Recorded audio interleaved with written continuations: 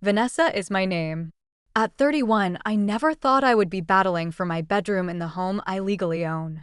I was glad to assist my dad, Walter, when he moved in temporarily after his retirement went awry. Then his frenzied fiancée, Jessica, arrived. It was one thing for them to announce their pregnancy, but it was another to demand that I give up my main bedroom for their nursery. The sheer audacity of Jessica pointing to my door, saying, "We need this room now," forced me to remind them both of one critical fact: this is my house. The house in question is not just any house. It's a gorgeous 3-bedroom colonial that my grandmother left to me 5 years ago. With its oak floors, crown molding, and a kitchen that would make any home chef envious, it's the kind of place that makes visitors sigh with appreciation. The master bedroom, my bedroom, has an attached bathroom and a bay window that overlooks the garden my grandmother lovingly tended for decades. Every corner of this house holds memories and meaning for me. As a graphic designer working primarily from home, I had converted the smallest bedroom into my office space. My setup was perfect: dual monitors, an ergonomic chair, and enough natural light to keep me energized through long work sessions. My clients loved the creative work I produced in this space, and I had built a successful freelance business that allowed me to maintain the house and live comfortably. My grandmother and I had always been close. When my mother passed away when I was 12, Grandma Catherine stepped in and became my rock. She moved me into this house, raised me through my teenage years, and supported me through college. On her deathbed, she made me promise to keep the house in the family. "This house has sheltered 4 generations of strong women," she told me. "Now it's your turn to be its guardian." I took that responsibility seriously. My father, Walter, though loving in his own way, had never been particularly stable. After divorcing my stepmother, Diane, 2 years ago and facing an earlier-than-expected retirement from his accounting job, his finances took a serious hit. When he called asking if he could stay with me, just until things settle, I didn't hesitate to offer him the guest bedroom. "It'll be temporary, Vanessa," he assured me. "Just until I get my retirement sorted and find a place of my own." That was 14 months ago.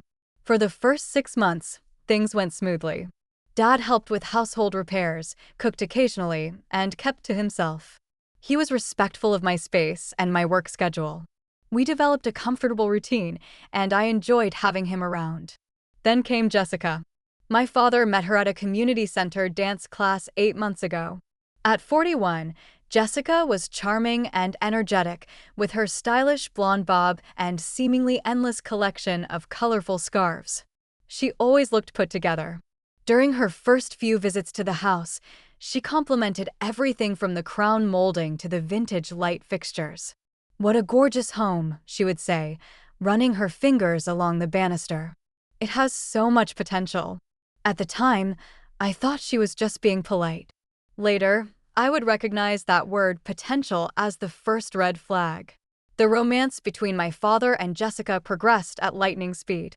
Within 4 months, they were engaged. My brother Thomas, who lives in Seattle with his wife and kids, called me after hearing the news. "Be careful, Vanessa," he warned. I asked around about Jessica. "She has a bit of a reputation for being opportunistic. A couple of my friends know her from the country club scene." I brushed off his concerns. Dad seemed happier than he had been in years, and Jessica was pleasant enough to me. When Dad asked if Jessica could stay over sometimes, I agreed. Those occasional visits quickly became a permanent arrangement, with Jessica gradually moving her belongings into Dad's room and throughout the house. An uneasy feeling began to grow in my stomach, but I pushed it aside. Dad deserved happiness, and if Jessica made him happy, who was I to object? Still, I couldn't help remembering my promise to Grandma Catherine. This house meant everything to her, and now it meant everything to me. The first real family dinner with Jessica should have alerted me to what was coming. She insisted on cooking, which seemed like a nice gesture, but when I offered to help, she shooed me out of the kitchen. "I know my way around here now," she said. "Walter and I have our system." Our system. They had been dating for barely 3 months at that point. As we sat down to eat, Jessica placed herself at the head of the table, my grandmother's spot and, subsequently, my spot for the past 5 years. I hope you don't mind, she said when she caught me looking. My back hurts when I sit in the other chairs. Dad beamed at her. Jessica has been having such trouble with her back lately. Throughout dinner, Jessica dominated the conversation, frequently interrupting me and redirecting attention to herself. When I mentioned an important client project, she quickly changed the subject to the community theater production she was involved in. When I brought up potentially repainting the living room, she interjected with her own ideas for completely redecorating it. I was thinking a coastal theme would brighten this place up, she said, gesturing broadly. Those curtains could definitely use an update. My grandmother had sewn those curtains by hand. As Jessica continued to ingratiate herself into our home life, I tried to maintain a positive outlook. This was still my house, after all. I had welcomed my father in need, and by extension, I could accommodate his new partner. At least, that's what I told myself at the time. Looking back, I should have paid more attention to the subtle ways Jessica was staking her claim, the comments about potential changes to the house, the way she referred to the guest room as our room from the very beginning, the casual suggestions about furniture arrangements that always seemed to benefit her preferred setup. But hindsight is 20/20, and at the time, I was too focused on being supportive of my father to recognize the pattern forming before my eyes. The transformation happened so gradually that I almost didn't notice it at first. One day, I returned from a 3-day work conference to find the living room completely rearranged. The sofa that had previously faced the fireplace now faced the television, and 2 new armchairs I had never seen before flanked the coffee table. "Do you like it?" Jessica asked, clearly proud of herself. I thought this layout made much more sense for entertaining. I stared at the unfamiliar space that had once been my comfortable living room. "Where did these chairs come from?" I asked. "Oh, those were in my storage unit," she replied. "Your father and I picked them up while you were gone. That old chair of yours was so shabby, and these matched the sofa much better." My grandmother's reading chair, the one she had nursed me in when I had chickenpox at 13, was nowhere to be seen. "Where is my chair?" I asked, trying to keep my voice level. "In the garage," my father answered, entering from the kitchen. "We didn't think you'd mind. You never sit in it anyway." That wasn't true. I sat in that chair nearly every evening with a cup of tea, but Jessica wouldn't have known that because she and Dad were usually watching loud reality shows in the den during my quiet reading time. The kitchen became Jessica's next conquest. She began complaining about my cooking, saying the smells bothered her. She rearranged the cabinets without asking and replaced the mismatched but beloved collection of mugs I had gathered over the years with a matching set she had brought from her apartment. "These look so much more grown-up," she explained when I noticed. "Those novelty mugs were very college dorm, don't you think?" My morning routine became a point of contention as well. As a graphic designer, I often started work early to coordinate with East Coast clients. The sound of me showering at 6 a.m. apparently disturbed Jessica's beauty sleep. "Could you possibly shower the night before?" she asked one morning, appearing in the kitchen doorway in a silk robe. "Some of us are still trying to sleep at that ungodly hour." The final straw in the kitchen takeover came when I opened the china cabinet one Sunday afternoon to find my grandmother's hand-painted dishes replaced with Jessica's modern white set. "Where is Grandma's china?" I asked, my heart racing. Jessica barely looked up from her magazine. "I packed it away in the basement. It's so old-fashioned, and we never use it. My set is dishwasher safe." That night, I rescued the boxes from the basement and carefully rewashed and replaced each piece in the cabinet. The next morning, Jessica gave me a cold look over breakfast, but said nothing. A week later, I heard a crash from the dining room. When I rushed in, I found one of my grandmother's crystal candlesticks in pieces on the floor and Jessica standing over it. "Oops," she said with a shrug. "It was wobbly. You really should be more careful about where you put breakable things." The candlestick had been sitting safely on the same shelf for 20 years. Jessica's takeover extended beyond physical spaces. She began hosting dinner parties with her friends, introducing herself as the lady of the house when giving tours. Several times, I overheard her on the phone complaining about me. "Yes, she's still living here," she said to someone during one such call. "I know, it's awkward. Walter and I barely have any privacy." My father became increasingly distant and dismissive of my concerns. When I tried to talk to him about Jessica's behavior, he accused me of being territorial. "She's just trying to make this place feel like home," he said. "You need to be more flexible, Vanessa." Flexibility apparently meant allowing Jessica to go through my mail, which I discovered when I found her opening a bank statement addressed to me. "Just helping sort the mail," she said breezily when I confronted her. It meant finding her using my expensive face serum without asking. It meant her borrowing clothes from my closet and returning them with mysterious stains. The living room was gradually transformed into Jessica's home office, despite the fact that she only worked part-time as a real estate office administrator. Her papers and laptop occupied the coffee table most days, making it impossible for me to use the space without disturbing her work. She began making decisions about utilities and services without consulting me. One day, the internet was upgraded to a more expensive plan because Walter and I need faster speeds for streaming. The lawn service I had used for years was replaced with Jessica's cousin's company, which charged more and did less. Every attempt I made to establish boundaries was ignored or twisted. When I asked Jessica not to use my personal bath products, she told my father I was being petty and unwelcoming. When I requested that dinner parties be limited to weekends due to my work schedule, I was labeled antisocial and controlling. "This is a home, not an office building," Jessica said pointedly. "People should be able to entertain when they want." The holidays brought a new level of intrusion when Jessica invited her entire extended family for Thanksgiving dinner without consulting me. 15 people crowded into my dining room, many of whom I had never met. Jessica's mother, Clara, patted my hand condescendingly when I introduced myself as the homeowner.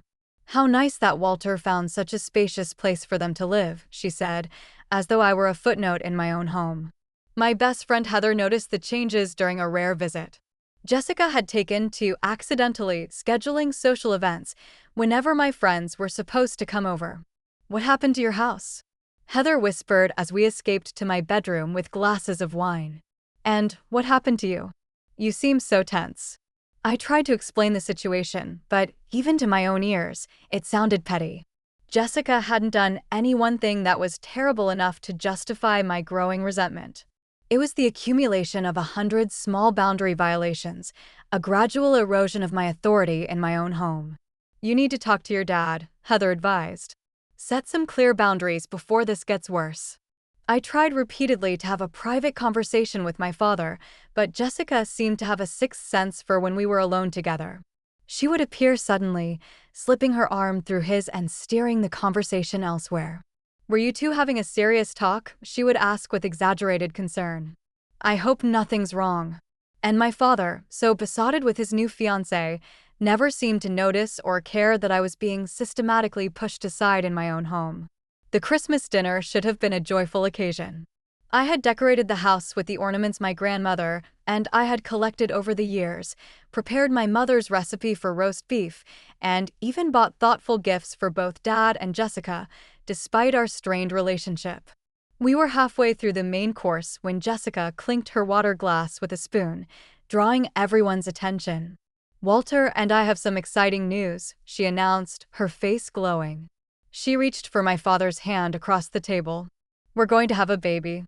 I'm 12 weeks along." For a moment, I was genuinely happy. A half-sibling after all these years was unexpected but potentially wonderful. I smiled and offered my congratulations. "When are you due?" I asked. "June 15th, Jessica replied. "Which means we have a lot to prepare in the next 6 months. Something in her tone made my happiness falter. The way she looked around the house as she said "prepare" sent a chill down my spine. "This place will need some serious baby-proofing," she continued. "And of course, we'll need to set up a proper nursery." My father beamed at her. "We'll make everything perfect for our little one." Jessica's parents arrived the next day for an extended Christmas visit. They treated me with the distant politeness one might show a tenant rather than the owner of the house in which they were staying. Jessica's mother, Clara, immediately began discussing nursery ideas with her daughter, their conversation peppered with phrases like, "when we renovate" and "once we paint." "The back bedroom gets such lovely morning light," Clara said during breakfast. "It would make a wonderful nursery." That's my office, I pointed out. I need it for work. Clara and Jessica exchanged looks. Well, priorities change when a baby comes, Clara said with a dismissive wave.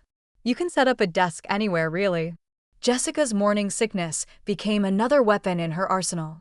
Any cooking smells from my meals apparently triggered her nausea.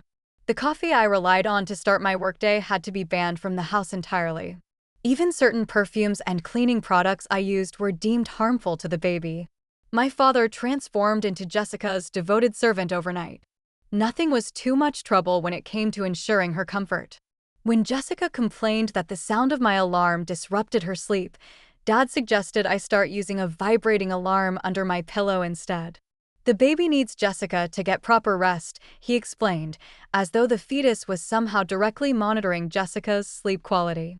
In January, Jessica's sister Lauren came to visit. She was cut from the same cloth as Jessica, attractive, entitled, and completely lacking in self-awareness. I overheard them talking in the kitchen one evening as I came downstairs for water. So, when is Vanessa moving out? Lauren asked. You'll need her room once the baby comes. We're working on it, Jessica replied softly. Walter is helping her see reason. I froze on the stairs, my hand gripping the banister. They were planning to push me out of my own house. For a moment, I thought I must have misheard or misunderstood. But the evidence continued to mount. A few days later, I overheard Jessica on the phone discussing renovation plans after we get Vanessa to leave. She began leaving baby catalogs open on the kitchen table, conveniently folded to pages featuring nursery furniture that would perfectly fit the dimensions of my bedroom. My father started making odd comments during our increasingly rare moments alone. You know, Jessica really needs more space now that she's expecting, he said one evening. I was thinking you could help us out by giving us more room. What exactly do you mean? I asked, though I was beginning to understand all too well. He shrugged uncomfortably. Just thinking about the future. The baby will need its own room, of course. Dad, there are 3 bedrooms in this house. Your room, and my office. If the baby needs its own room, it can have the office. I can figure out another work arrangement. He nodded, but didn't meet my eyes. That's one option. But Jessica thinks, well, your room would be better for the baby. It has the attached bathroom and more space. I stared at him, speechless. Was he actually suggesting I give up my master bedroom in my own house for his fiancé's baby? Where exactly would I sleep in this scenario? I finally asked. We thought maybe you could fix up the basement. It has that half bath already, and with a little work, it could be a nice apartment for you. The basement, with its low ceilings, tiny windows, and persistent dampness, the space currently used for storage and laundry. I called my brother Thomas that night, my hands shaking as I dialed. They want me to move to the basement, I told him after explaining the situation. In my own house, Tom, the house Grandma left to me. That's insane, he said firmly. Don't give an inch, Vanessa. This is your house. Dad and his girlfriend are guests, not owners. But Jessica was already acting as though my agreement was a foregone conclusion. She began talking about the nursery when referring to my bedroom. She took over the master bathroom, moving my toiletries to the hall bathroom without asking and setting up her expansive collection of prenatal creams and vitamins on my vanity. Your products were cluttering the space, she explained when I confronted her. And the doctor says I need to take warm baths every evening for my circulation. The hall tub is too small. Her doctor apparently had a lot of opinions about Jessica's living situation. According to my father, Dr. Phillips had emphasized the need for a quiet, stress-free environment for the remainder of Jessica's pregnancy. The doctor says stress can be harmful to the baby, Dad repeated whenever I raised objections to Jessica's behavior. We need to keep things calm around here. Calm seemed to translate to Vanessa should not complain about anything ever. Any attempt to establish boundaries was met with accusations that I was endangering Jessica's pregnancy with my negativity. The situation was becoming untenable, but I still wasn't prepared for what happened next. It was a Sunday morning in February. I had slept in, a rare luxury for me, and was just getting out of bed when my bedroom door opened without a knock. Jessica walked in, carrying paint swatches and a measuring tape.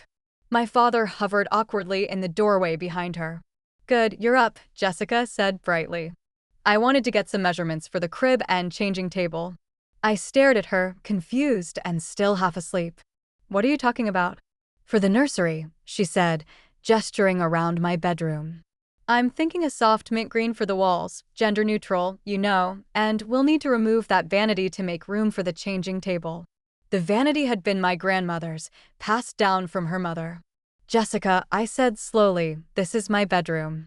She looked at me with an expression of exaggerated patience, as though explaining something to a child. I know that, Vanessa, but we need to start preparing now. I'm already 4 months along, and there's so much to do. But I live here. This is my room. Jessica sighed dramatically and placed a hand on her slightly rounded belly. The baby needs a proper nursery, and this is clearly the best room in the house. It has the attached bathroom for late-night changes, the best natural light, and the most space. Your father agrees with me. Don't you, Walter? My father shifted uncomfortably in the doorway. Honey, it does make the most sense for the baby. Couldn't you just use the basement? I felt as though I had stepped into an alternate reality.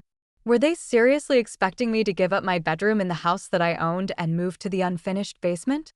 No, I said firmly. Absolutely not. This is my house. This is my bedroom. I'm not moving to the basement. Jessica's face hardened. This is Walter's house too. He's your father. No, it's not, I replied. This house belonged to my grandmother.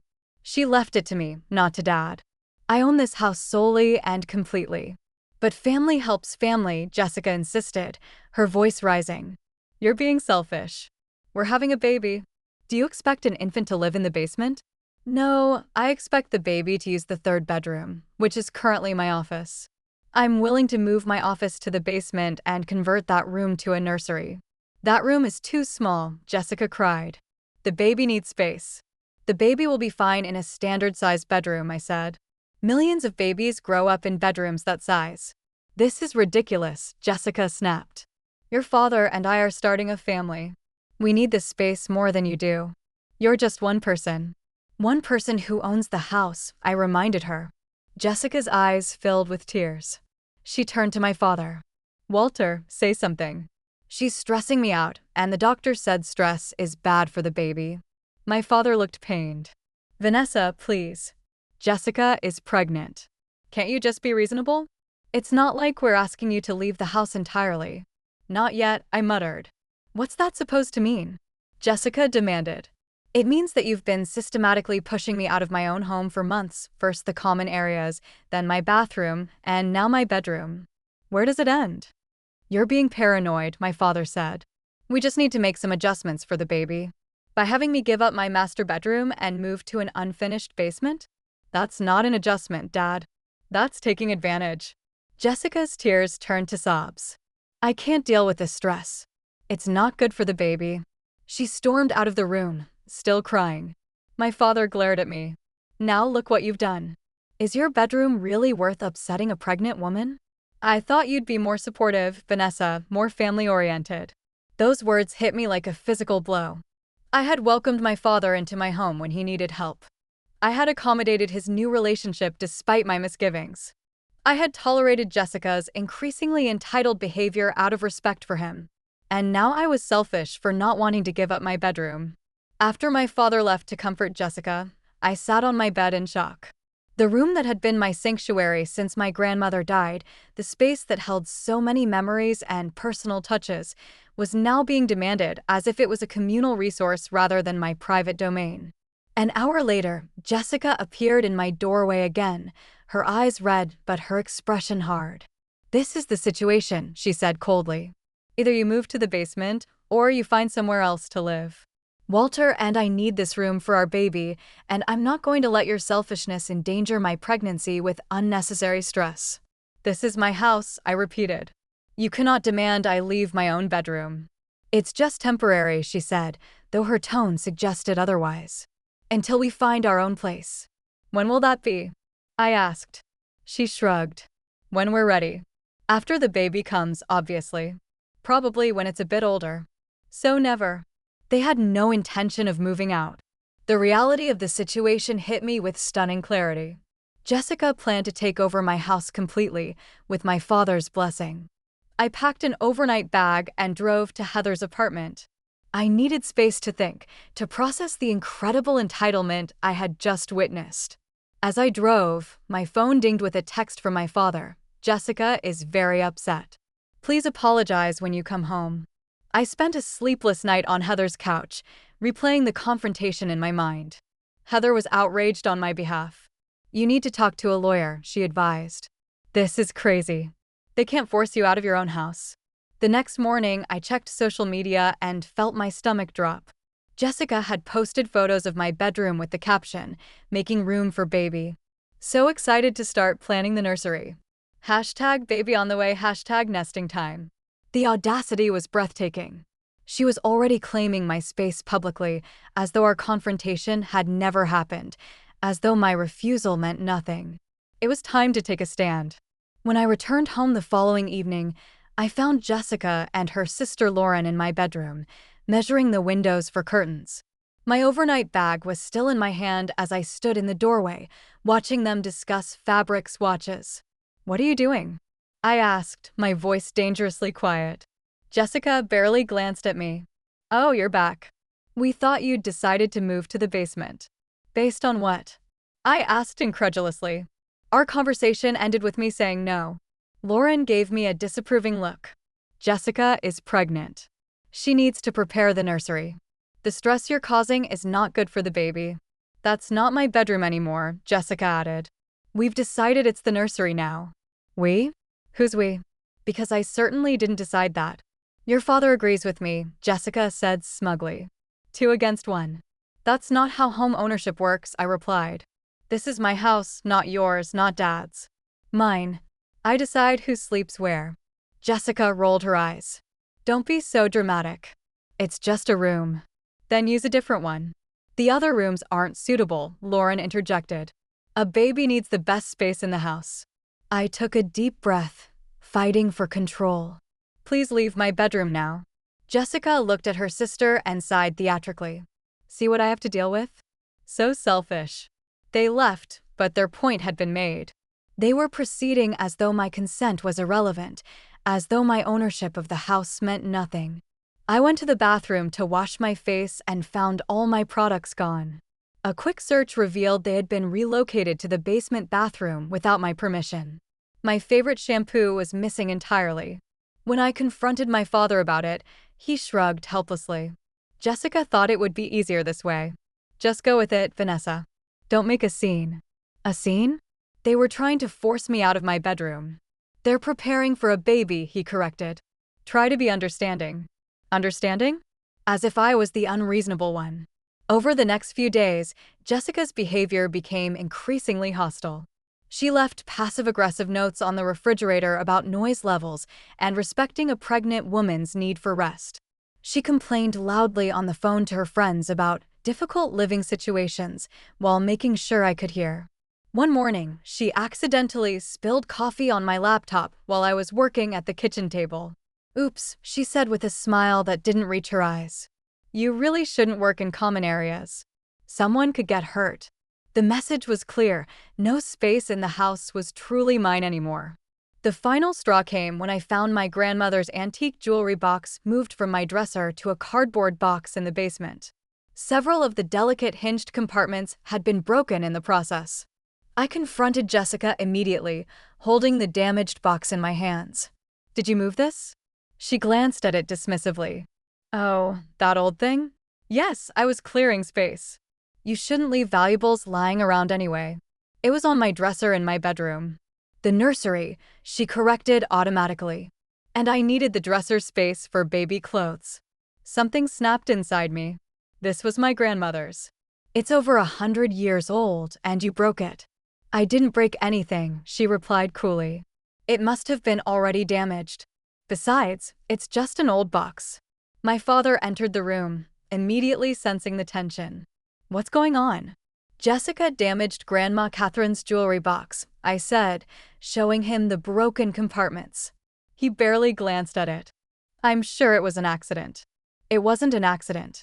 She moved it without permission and broke it in the process. Jessica's hand went to her stomach, her go-to move whenever she felt threatened. This hostility is not good for the baby, Walter. I can't live like this. My father put his arm around her protectively. Vanessa, that's enough. It's just a box. It can be fixed. Just a box. I repeated incredulously. This was Grandma's prized possession. She left it to me specifically in her will, along with this house that you two seem to think you own. Jessica's eyes narrowed. This house would be so much more peaceful without you. And there it was, the truth finally spoken aloud. My father looked uncomfortable but didn't contradict her. Instead, he said, maybe you should take a break, Vanessa. Stay with Heather for a while until things calm down. I stared at him, this man who had raised me, who had taught me to stand up for myself, now telling me to leave my own home to make his pregnant fiancée more comfortable. You want me to leave? I asked quietly. Just for a little while, he hedged. Just until Jessica is feeling more settled. The pregnancy is hard on her. I looked from him to Jessica, who was watching me with barely concealed triumph in her eyes. Without another word, I went upstairs and packed a larger bag. This time, I took my important documents, my laptop, and a few irreplaceable keepsakes. As I was leaving, I took one last look at my bedroom. Jessica had already placed a crib catalog on my bed, open to a page showing a lavish white convertible model. At Heather's apartment that night, I broke down completely. The betrayal cut deep, not just Jessica's entitlement, but my father's willingness to choose her comfort over my rights. He wants me to leave my own house, I sobbed. The house Grandma left to me. The house I've maintained and paid taxes on for 5 years. Heather hugged me tightly. You're not going to let them get away with this, right? I didn't answer immediately. Part of me wanted to give in to avoid the conflict, to keep the peace. But a stronger part, the part that had inherited my grandmother's backbone, knew I couldn't let this stand. The next day, I discovered through social media that Jessica was already redecorating my room. She had posted photos showing my personal items piled in boxes in the basement with the caption, "Getting the nursery ready for our little blessing. So grateful to have a beautiful space for baby Jensen. #nesting mode, #baby prep." Heather's boyfriend, Daniel, who worked as a paralegal, happened to see the post over her shoulder. Wait, is that your room? He asked. I nodded miserably. And that's your house, right? The one your grandmother left you. Yes, I said. He frowned. Then what she's doing is illegal. She can't force you out of your own property. You should check your legal rights. It hadn't occurred to me until that moment that there might be a legal dimension to this situation. I had been thinking of it purely as a family conflict, an emotional betrayal. But Daniel was right, there were legal issues at play. That weekend, I drove past my house and noticed Jessica's car in the driveway, along with several other vehicles I didn't recognize. Through the front window, I could see a group of women in the living room, gift bags piled on the coffee table, a baby shower in my house without my knowledge or permission. When I checked my grandmother's china cabinet later that week, I discovered several pieces missing. My neighbor, Mrs. Patterson, called to ask if I was okay. I saw them carrying furniture out of your bedroom, she explained. Jessica told everyone she and Walter owned the place now. Said you'd moved out permanently. The anger that had been building inside me for months finally crystallized into determination. This was not just about a bedroom anymore. This was about standing up for myself and honoring my grandmother's legacy. It was time to take action. You have every legal right to evict them, Sarah, a lawyer friend of Heather's, told me over coffee the following Monday. The house is solely in your name, correct? I nodded, pushing a copy of my grandmother's will across the table. She left it to me specifically. Dad was given her vacation cabin, which he sold years ago. Sarah reviewed the documents carefully. This is very clear. You're the sole owner. Your father and Jessica are essentially tenants, and without a formal lease agreement, they're month-to-month tenants at will. I don't want to evict my own father, I said miserably. I just want my bedroom back. I want them to respect that it's my house. Sometimes the threat of legal action is enough, Sarah advised. We can draft a formal letter outlining your ownership and expectations. Make it clear that while they're welcome to stay in the guest room, your bedroom is off limits. I spent the next day gathering documentation, the deed to the house, tax records showing I was the sole payer, utility bills in my name, even photos of the home before Jessica's renovations began. My brother Thomas flew in from Seattle to help. He went to see our father while I stayed with Heather. He's completely under her spell, Thomas reported back. But I think I got through to him a little. I told him what Jessica was saying to the neighbors about owning the place. He seemed surprised by that. Thomas had also done some digging into Jessica's past. This isn't her first rodeo, Vanessa, he said. I talked to Walter's friend, George. Apparently, Jessica has a pattern of moving in with men and gradually taking over. Her last relationship ended when the guy's adult son threatened legal action after she tried to sell family heirlooms. Why didn't Dad's friends warn him? I asked. Thomas shrugged. They tried, according to George. Dad didn't want to hear it. And now with the baby coming, he feels trapped. The knowledge that Jessica had done this before strengthened my resolve. This wasn't about a nursery for her baby. This was about control and opportunism. With Sarah's help, I prepared a formal letter outlining my ownership of the house and the conditions under which my father and Jessica could continue living there. Chief among these was vacating my bedroom immediately and returning any items they had removed. If they refuse, Sarah warned, we can proceed with a formal eviction notice, but let's hope it doesn't come to that. I spent hours with Heather practicing what I would say when I confronted them, how to remain calm in the face of Jessica's inevitable emotional manipulation, how to stand firm when my father tried to make me feel guilty. Remember, Heather coached, you're not the one being unreasonable here. They're trying to take your property. You have every right to defend it. The day of the confrontation, I arrived at the house with Thomas, Sarah, and Heather for support. Jessica opened the door, her eyes widening at the sight of our group. What is this? She asked, one hand automatically going to her now visibly pregnant belly. We need to talk, I said firmly. All of us. My father appeared behind her, looking wary. Vanessa, what's going on? Who are these people? This is my lawyer, Sarah, I replied. And you know Thomas and Heather. May we come into my house? The emphasis on my was subtle but clear. Jessica stepped aside reluctantly. In the living room, now decorated with framed ultrasound photos and baby announcements, I presented the letter Sarah had helped me draft. This outlines my ownership of this property and the conditions under which you can continue to live here, I explained. The primary condition is that you vacate my bedroom immediately and return it to its original condition. Jessica snorted. This is ridiculous. We need that room for the nursery. You can use the third bedroom for the nursery, I replied calmly. My office has already been moved to the basement to accommodate that. The baby needs the master bedroom, Jessica insisted. No, I said firmly. The baby doesn't need the master bedroom. You want the master bedroom. There's a difference. My father looked between us nervously. Vanessa, surely we can work something out for the sake of family. This is the workout, I replied, pointing to the letter. You're welcome to stay in the guest room. The third bedroom can become a nursery, but my bedroom is off limits. And if we refuse? Jessica challenged. Sarah stepped forward. Then Miss Jensen will be forced to proceed with formal eviction proceedings. As month-to-month tenants without a lease, you would have 30 days to vacate the premises entirely. Jessica's face paled. You wouldn't evict your own father. I don't want to, I admitted. But I won't be forced out of my own bedroom in my own house either. Thomas handed our father a folder. Here's the documentation showing Vanessa's sole ownership. Dad, Grandma left the house to her, not to both of you. Jessica has been telling the neighbors that you two own the place. That's not true. My father looked genuinely shocked as he reviewed the documents. Jessica, have you been saying we own the house? For once, Jessica seemed at a loss for words. I just meant we live here as a family, she stammered. You told Mrs. Patterson that Vanessa had moved out permanently, Thomas said. You told your baby shower guests that this was your house now. My father turned to Jessica with a frown. Is that true? They misunderstood, she said quickly. This is all a big misunderstanding.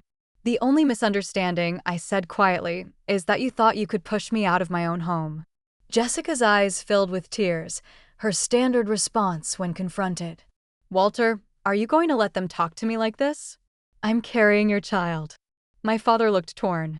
For a moment, I thought he might take her side again. Then he sighed heavily. Vanessa is right, Jessica. This is her house. We're guests here. Guests. Jessica's voice rose incredulously. I'm your fiancé. We're having a baby. You said we'd make a home here. I said we'd stay here until we found our own place, my father corrected. I never said we'd take over Vanessa's house. Jessica's face hardened. So, you're choosing her over me and the baby. Is that it? That's not what this is about, my father began, but Jessica cut him off. It's exactly what this is about, she snapped. Either you stand up for me and our child, or I leave right now. It was the ultimate manipulation tactic, forcing him to choose between his daughter and his unborn child. I held my breath, waiting for him to cave as he had so many times before. Instead, he surprised me. Jessica, he said gently, this is Vanessa's house. She has every right to set the rules here. If you can't accept that, then perhaps we should look for our own place sooner rather than later.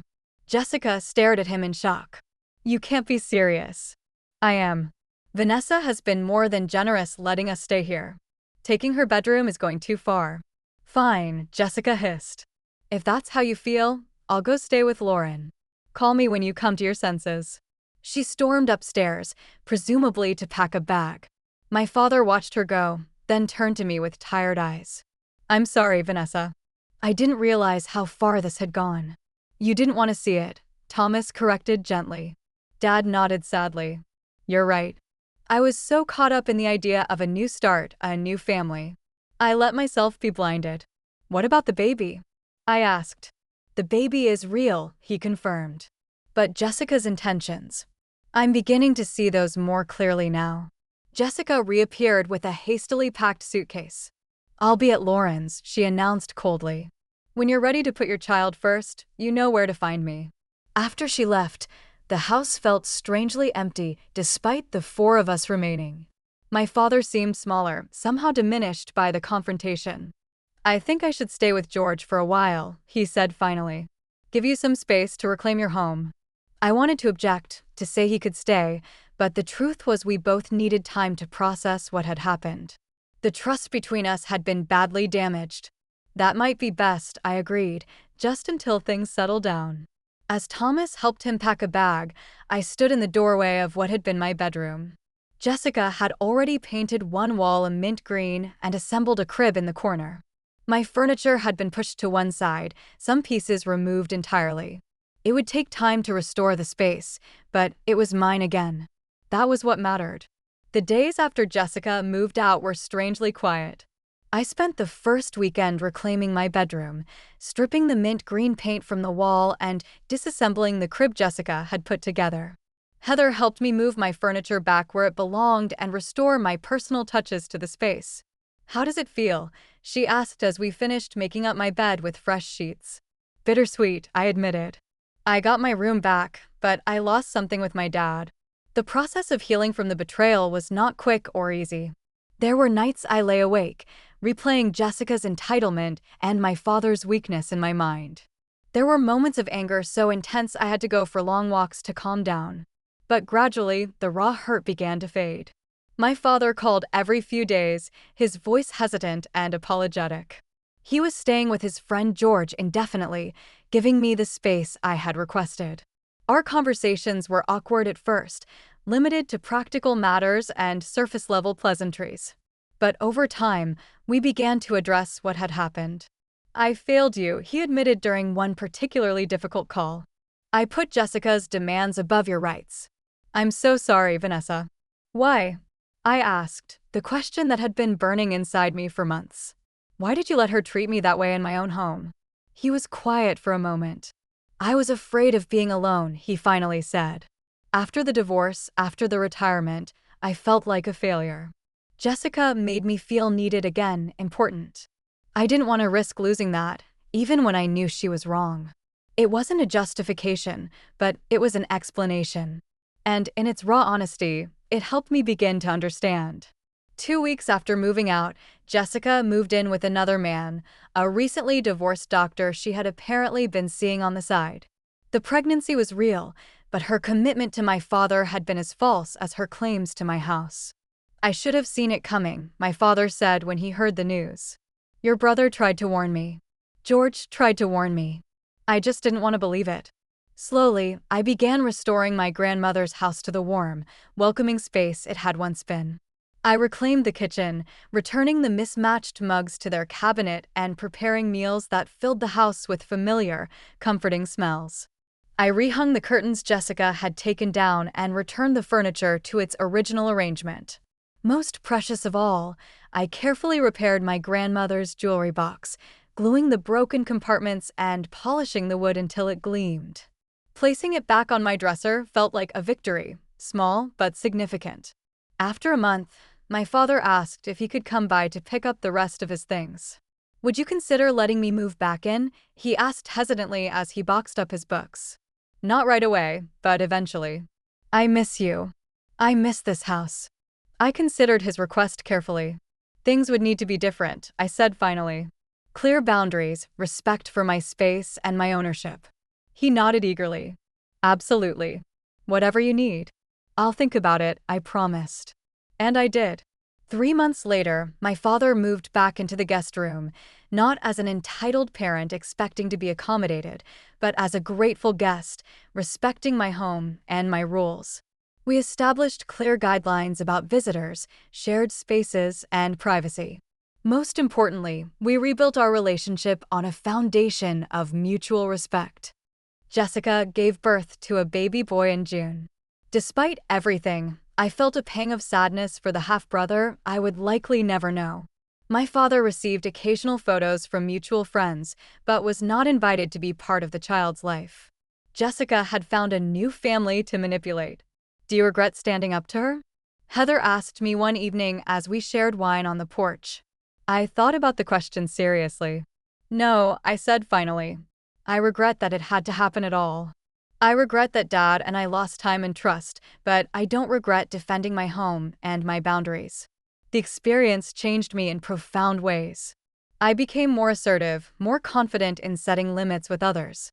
I learned to recognize manipulation tactics and to trust my instincts when something felt wrong. Most importantly, I learned that sometimes the most loving thing you can do for yourself and others is to say no.